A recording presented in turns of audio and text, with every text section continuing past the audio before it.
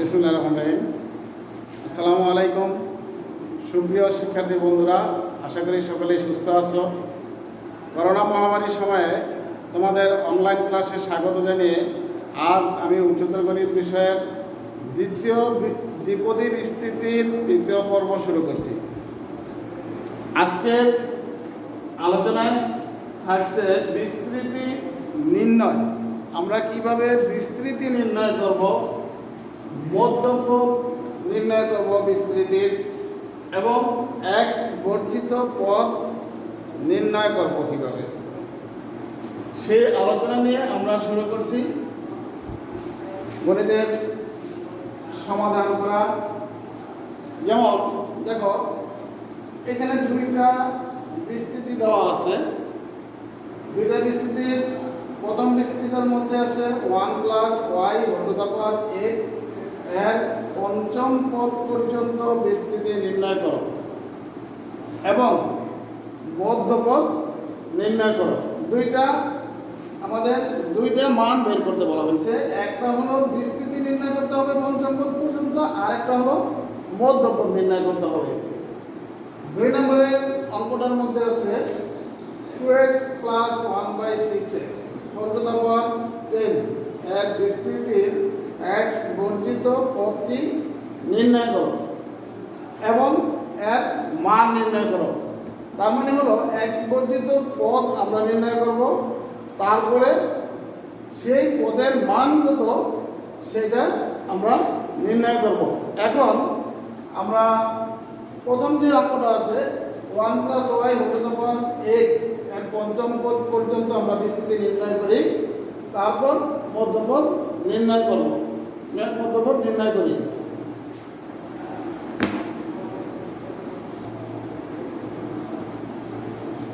এবার দেখো আমরা 1 + y whole to the power 8 এই অঙ্কটির আমরা বিস্তৃতি নির্ণয় করছি। 1 + 8y + 8 × 7/1.2 y square plus 8 × 7 × 6/1 × 2 × 3 y cube plus 8 × 7 × 6 × 5/1 × 2 × 3 × 4 y two the power 4 plus দিয়ে আমরা আর কিছু লিখি নাই, ডট দিয়ে দিছি। কেন? এই বিস্তৃতিটা কিন্তু এইখানে কিন্তু শেষ না। এই বিস্তৃতিটা কিন্তু যেহেতু পাওয়ার 8 আছে, তাহলে আমাদের এখানে পদ হবে কয়টা? 9টা। কিন্তু আমরা কিন্তু এখানে 9টা পদ না লিখে 5টা পদ লিখে এটাকে শেষ করে দিয়েছি। কারণ হলো আমাদের অঙ্কের মধ্যে বলা আছে যে পঞ্চম পদ পর্যন্ত বিস্তৃতি নির্ণয় করো। যেহেতু আমাদের পঞ্চম পদ পর্যন্ত বলা হয়েছে, সেহেতু আমাদের পঞ্চম পদ পর্যন্ত বিস্তৃতি করার পর আমাদের আর বাকিটুকু বিস্তৃতি করার প্রয়োজন নেই। যার কারণে আমরা এটার বিস্তৃতি আমরা পঞ্চম পদ পর্যন্ত করলাম, বাকিটুকু আমাদের আর করতে হবে না বা দেখাতে হবে না। আসলে এবার এখানে আমরা যে বিস্তৃতিটা করছি এটা তোমরা অবশ্যই জানো যে কোন পদ্ধতিতে আমরা বিস্তৃতিটা করছি। সেটা হলো দ্বিপদী উপপাদ্য ব্যবহার করে। দ্বিপদী উপপাদ্যের মধ্যে গত ক্লাসে আমি দেখিয়েছিলাম যে NC1 NC2, সেখানে আমি আজকে কিন্তু NC1 NC2 ব্যবহার না করে আমরা সরাসরি লিখে দিচ্ছি। NC1 এর জায়গায় কী হবে, NC2 এর পরিবর্তে কী হবে, সেই মানগুলো আমি এখানে সরাসরি লিখে দিচ্ছি। তোমরাও এইভাবে সরাসরি লিখে অঙ্ক করতে পারবে, তাতে করে তোমাদের সময় বাঁচবে। তবে মনে রাখতে হবে যে কোনটার পরে কি লিখতে হবে। দেখো এটা থেকে আমরা তারপরে আসি, এটাকে সমাধান করলে কি হয় 1 8y, তারপরে এখানে সমাধান করে হয় 28, এখানে আমরা কাটাকাটি করে বা সমাধান করে হবে 56, হ্যাঁ এখানে হবে 70 y টু দ্য পাওয়ার 4 এই পর্যন্ত।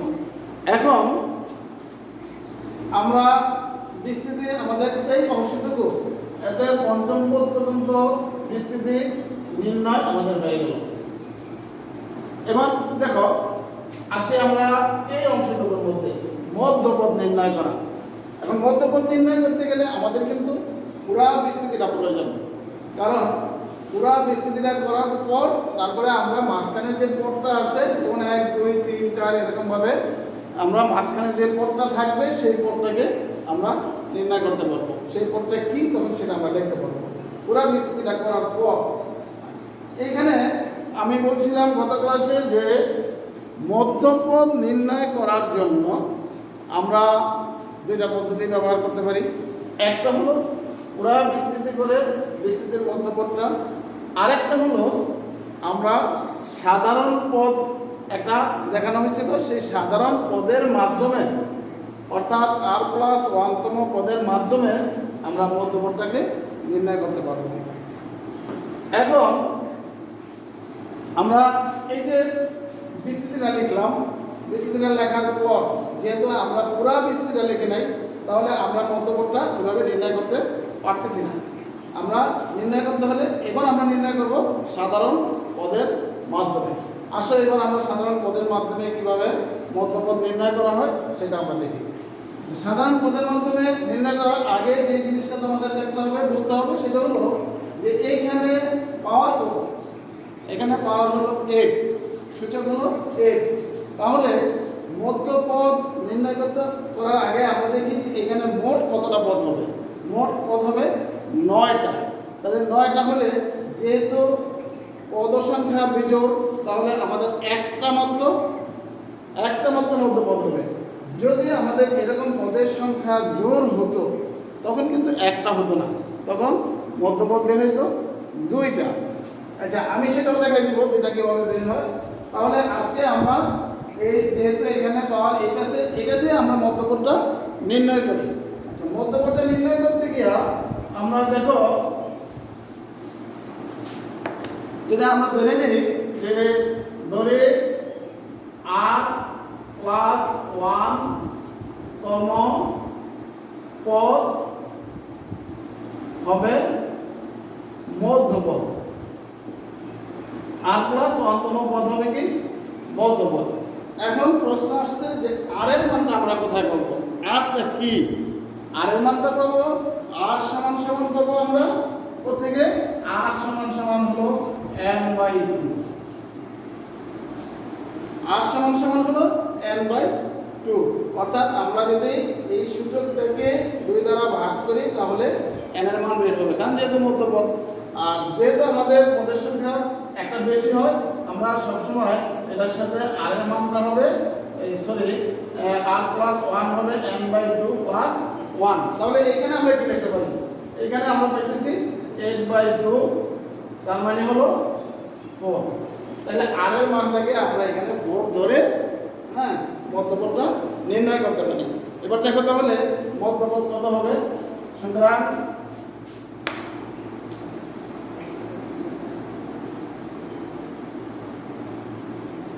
আগে আমরা মধ্যপদটা লিখে নিই। মধ্যপদ সমান r+1 বা 4+1 তম পদ সমান, আমাদের সূত্রটা ছিল কি? NCR। সূত্রটা ছিল NCR। তাহলে NCR না লিখে আমরা লিখব এখানে n এর মান যেহেতু 8, তাহলে লিখব 8C, আর মানে হলো এখানে 4 ইনটু a যেহেতু নাই, এর মান এখানে 1, এই জন্য আমরা এটা লিখব না, শুধু আমরা লিখব এখানে x না y⁴। এটা হলো মধ্যপদ। এখন আমরা মধ্যপদটা নির্ণয় করছি, কিন্তু মধ্যপদের মানটা কত আমরা এটাকে যদি এখন সমাধান করে দেই, যেমন 8 7 6 5, নিচে হলো 1 2 3 4 y⁴ ইকুয়াল টু এখানে কত হয় দেখো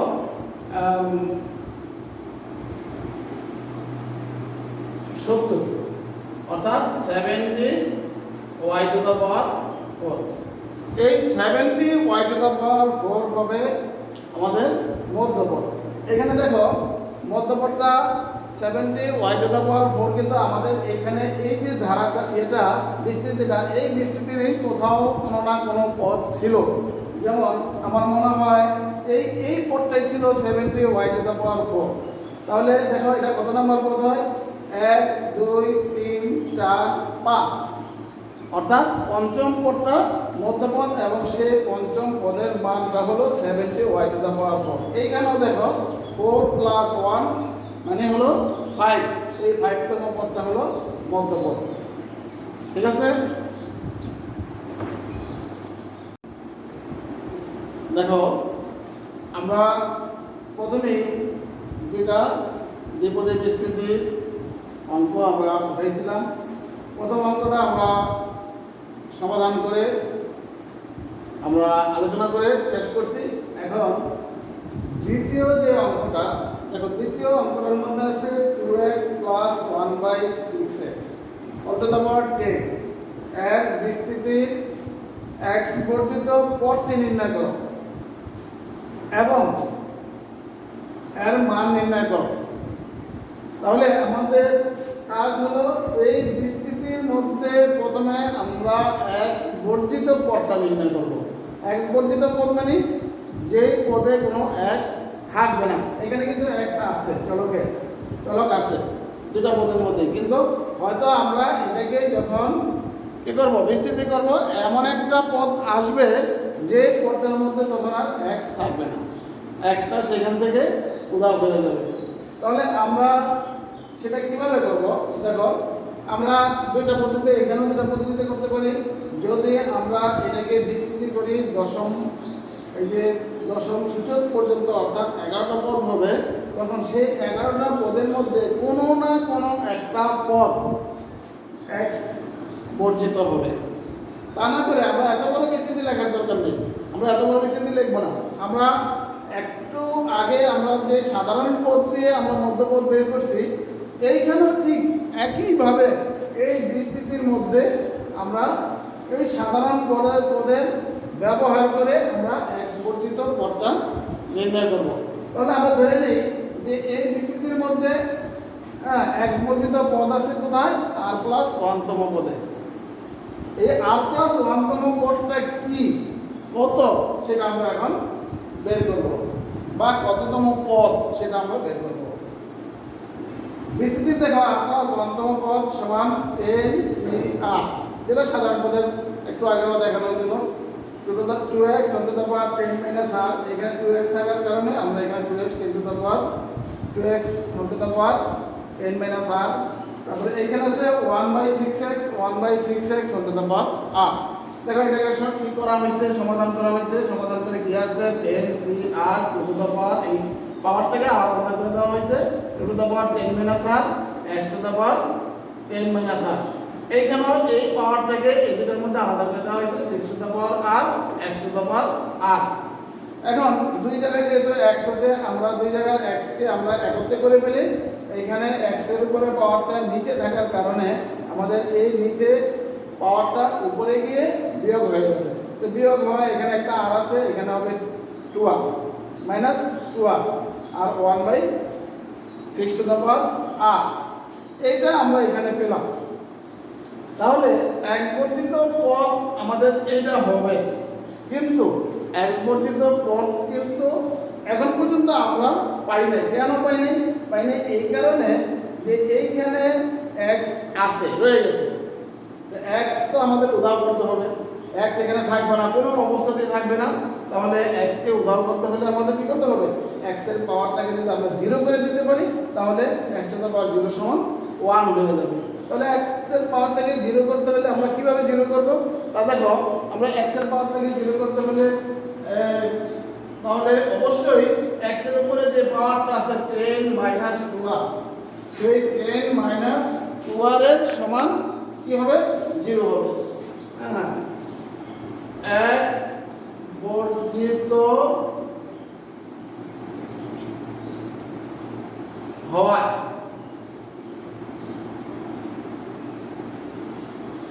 কি হবে? 2r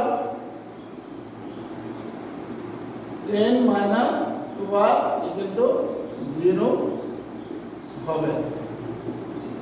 যেহেতু পদটা x বর্ধিত অতএব আমাদের x এর উপরে পাওয়ারটা 0 হয়ে যাবে, অর্থাৎ এটা সমান সমান 0। তাহলে আমরা এখান থেকে r এর মানটা বের করে নিই। r সমান সমান হবে 5। এইখান থেকে আমরা কি পেলাম? 5 পেলাম r এর মান। তাহলে আমরা কি r তম পদ ধরছিলাম নাকি r প্লাস 1 তম পদ ধরছিলাম? দেখো এখানে x বর্ধিত পদ ধরছিলাম r প্লাস 1 তম পদ। অতএব আমরা লিখব বিস্তৃতির x বর্ধিত পদ হবে কি 5 প্লাস 1 বা 6 তম পদ। তাহলে কততম পদ x বর্ধিত আমরা সেটা বের করে ফেললাম। বিস্তৃতির মধ্যে 6 তম পদ যেটা হবে সেটা হবে x বর্ধিত, অর্থাৎ 6 তম পদে কোনো x থাকবে না। তারপরে ছিল যে x বর্ধিত পদটির মান নির্ণয় করা। এখন x বর্ধিত পদের মান কিন্তু এইখান থেকে আমাদের আসবে, এই যে এই জায়গার মধ্যে রয়ে গেছে। এটাই হলো x বর্ধিত পদের মান। শুধুমাত্র আমাদের কি থাকবে না? থাকবে না শুধু x। তাহলে আমরা আসো x বর্ধিত পদের মানটা কি হয় সেটা দেখি।